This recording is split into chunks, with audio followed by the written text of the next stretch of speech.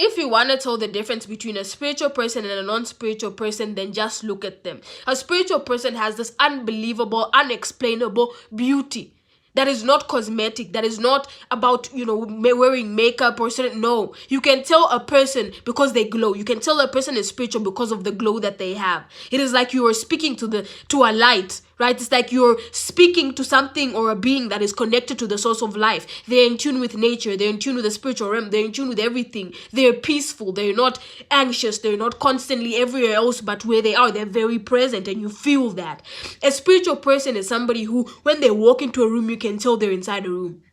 Not because of their words, but because of there's some grace that is on this spiritual person, where everybody else is panicking about, something that is going on in this world, and this person is very calm.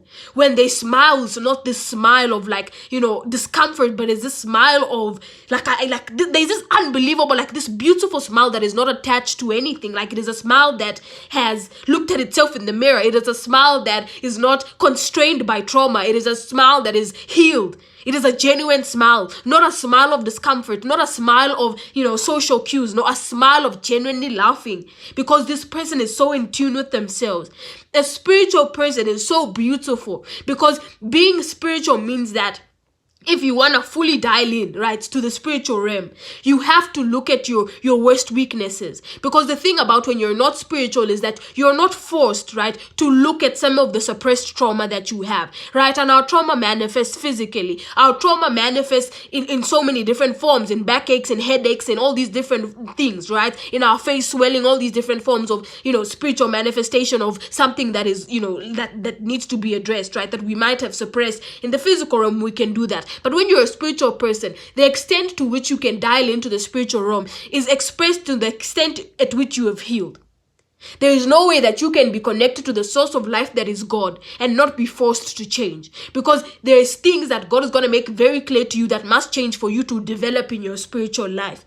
So if you want to tell the difference between a spiritual person and a non-spiritual person, watch a spiritual person for 3 years and watch a non-spiritual person for 3 years. The non-spiritual person will not change, right? Because we have to change our ways in order for us to change physically, right?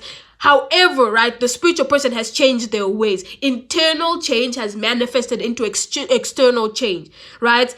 Monetary struggles, tribulations has brought out, a long-term glory, right? A long-term beautiful, beauty, letting go, being fully present because you're not caring about what has happened in your past. You've forgiven, you've healed, you've let go, and these things no longer are on you, and therefore we can no longer see it. We can no longer see your trauma because you no longer identify with it.